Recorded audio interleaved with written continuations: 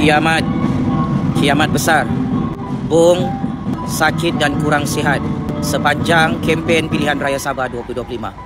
Bung, oh Bung, patutlah Bung, selama aku turun padang di Kinabatangan 2 minggu Bung tidak berkempen dari rumah ke rumah. Sakit apa Bung?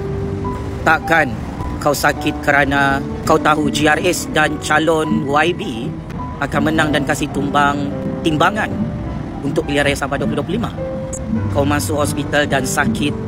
Jika Bung sakit kerana saya menyokong parti GRS di Dun Lama Kinabatangan, saya harap Bung boleh terima kenyataan. Jangan terlampau banyak difikir Bung. Kita mengundi sudah ni, kita tahu keputusan. Jangan mampus dulu Bung.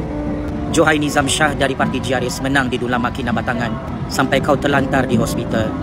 Checkmate.